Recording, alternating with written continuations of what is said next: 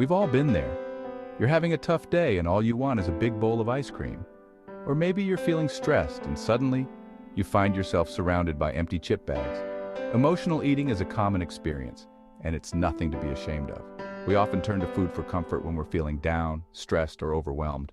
But the truth is, food can't fix our problems. It might provide temporary relief, but it doesn't address the root of our emotions. By learning to identify our triggers and develop healthier coping mechanisms, we can break free from emotional eating and find true peace with food. This journey is about understanding our relationship with food and learning to nourish our bodies and minds in a way that supports our overall well-being. It's about discovering the joy of eating intuitively and rediscovering the pleasure of food without guilt or shame. It's about creating a healthy and sustainable relationship with food, one that is based on self-love, compassion, and understanding. Remember, you are not alone in this journey. Emotional eating is using food to cope with feelings instead of to satisfy hunger. We might eat to numb ourselves from uncomfortable emotions like sadness, anxiety, or loneliness.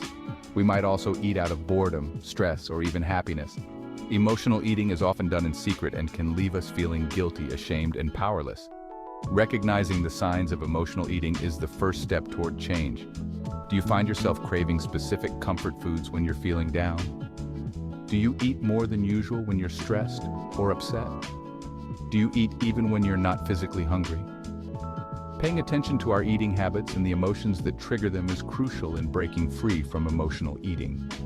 If you resonate with these signs, know that you are not alone. The good news is that there are healthier and more effective ways to manage your emotions and break free from the cycle of emotional eating. Many of us were taught to suppress our emotions, to toughen up and not cry over spilled milk. But our emotions don't just disappear when we ignore them. They fester and grow stronger, often finding their way out in unhealthy ways, like emotional eating. The key to breaking free from emotional eating is to learn how to feel our feelings fully and completely. This means allowing ourselves to experience the full range of our emotions, even the uncomfortable ones. It means sitting with our sadness, our anger, our loneliness, and allowing ourselves to feel them without judgment. When we allow ourselves to feel our feelings fully, they lose their grip on us, and we are free to move on. This practice takes time and patience. There are many tools and techniques that can help us learn to feel our feelings. Meditation, journaling, and therapy are just a few examples. What matters most is that you allow yourself to feel them fully and completely. Often, when trying to break free from emotional eating, we demonize food. We label foods as good or bad, creating a sense of deprivation and guilt. This can lead to a vicious cycle of restriction and binging. Instead of viewing food as the enemy, let's shift our perspective. Food is not inherently good or bad. It's simply fuel for our bodies. Focus on nourishing your body with wholesome foods that make you feel good. Enjoy a variety of fruits, vegetables, whole grains, and lean proteins. Don't be afraid to indulge in treats occasionally. The key is moderation and balance.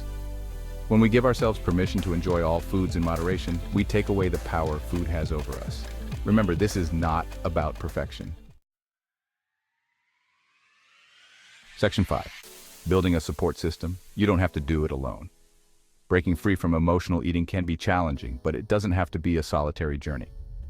Surround yourself with a supportive community that understands your struggles and celebrates your victories.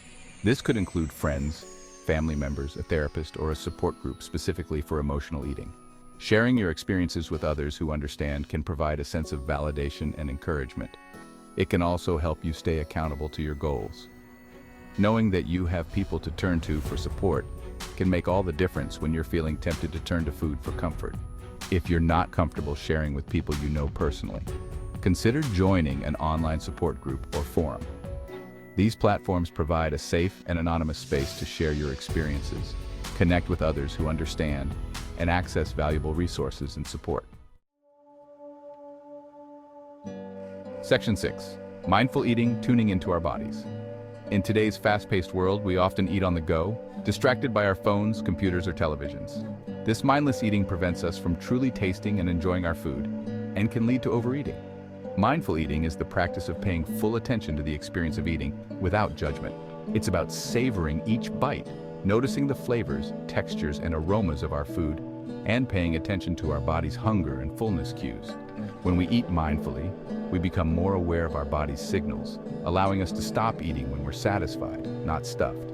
Start by eliminating distractions during mealtimes. Put away your phone, turn off the TV, and create a calm and inviting atmosphere for eating. Before you begin eating, take a few deep breaths and tune into your body. How hungry are you? What are you craving?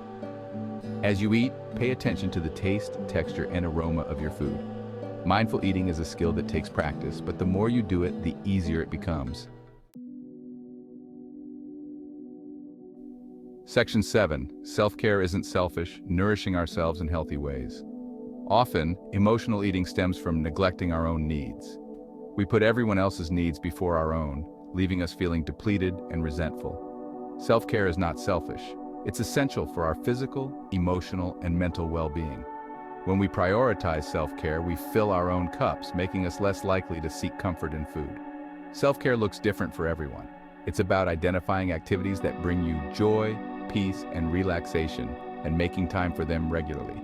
This could include taking a warm bath, reading a good book, spending time in nature, practicing yoga, getting a massage, or pursuing a hobby you love. Make a list of activities that bring you joy and schedule time for them in your week. By prioritizing your own well-being, you are better equipped to handle life's challenges and break free from the cycle of emotional eating. Section 8. Movement as medicine. Moving our bodies, shifting our minds. Exercise is not just about losing weight or building muscle. It's a powerful tool for managing stress, reducing anxiety, and improving our overall mood. When we move our bodies, we release endorphins, which have mood-boosting effects. Regular physical activity can help us feel more energized, focused, and better equipped to handle life's challenges. Find an activity you enjoy and make it a part of your routine. This could be anything from brisk walking, dancing, swimming, cycling, or hiking to joining a sports team or taking a fitness class. The key is to find something you enjoy and that you can stick with long-term. Start small and gradually increase the intensity and duration of your workouts over time. Even moderate intensity activities like brisk walking can have a positive impact on your physical and mental health.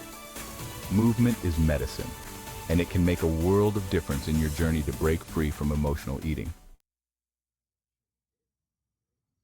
Section 9. Learning to love ourselves, embracing our worthiness. Often, emotional eating stems from a lack of self-love and self-worth. We turn to food for comfort when we feel inadequate, unlovable, or unworthy. Learning to love and accept ourselves, flaws and all, is crucial in breaking free from emotional eating. When we love and accept ourselves, we are less likely to seek validation and comfort in food. Start by practicing self-compassion. Treat yourself with the same kindness, understanding, and forgiveness that you would offer a dear friend. Challenge negative self-talk and replace it with positive affirmations. Focus on your strengths, celebrate your accomplishments, and acknowledge your inherent worthiness. Engage in activities that make you feel good about yourself. Remember, you are worthy of love and belonging, just as you are. Section 10. Progress, not perfection. Celebrating our wins. Breaking free from emotional eating is a marathon, not a sprint. There will be ups and downs, setbacks, and challenges along the way. It's essential to be patient with yourself and to celebrate your progress, no matter how small. Every step you take toward a healthier relationship with food is a victory worth celebrating. Keep a journal to track your progress, celebrate your wins, and identify areas where you might need additional support.